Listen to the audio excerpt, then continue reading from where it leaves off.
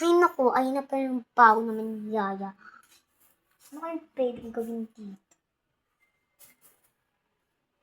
Ayun guys, Kadiri Ew. Ngayon nga pala guys, ang yaya namin ay bata. Kakainis nun guys. Tapos, pa-baby pa sa mama ko. Hoy yaya, paglutuan mo nga ako. Ano po madam? Paglutuan mo ko. At saka maglinis ka nga dun. Ang baho-baho po na. Ay naku. Ano po gusto mo madam? Basta, chicken ha. Oh, maglinis ka dyan, dami-dami pang kalat. Hay, kamusta na kaya yung anak ko doon? At saka yung bago niyang yaya.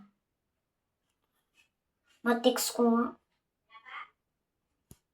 Ano ba yan? Sino ba yung natawag? Hello, Mami? Po? Opo, okay lang po naman kami. Wait lang po iaano ko lang po. Hoy, Yaya, ba't ayaw mo pa maglinis? Ang kalat-kalat pa Gusto mo sumbong kita kay Mama? Sala.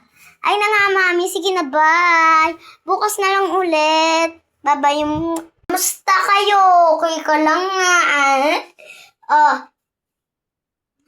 Ba't? Anong nangyari dun? Parang nagsasalita. Nak! Sige na, bye-bye! 2, 3, go.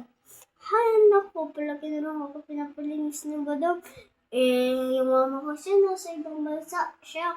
Tinawagan, tapos ayaw niya ako pasagutin kay mama. Nakakapagod na talaga dito maglinis. Ate, nasan nga pala yung kapatid natin? Ano doon? Sige po. Diyan ka na, maglilinis pa ako. Ha? Ano nangyari doon? Ba't maglilinis? Oo nga, Beshi. Akala ko, ay, ito, Beshi. Alam mo doon, ano natin, papa naman. Diyos ko, ate ko yun. Diyos ko po, Beshi. Sige na, Beshi, bye.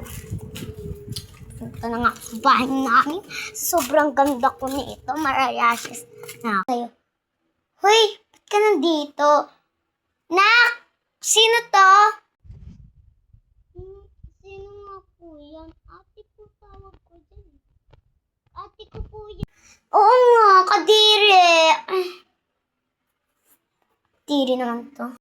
Dito nagtatapos ang ating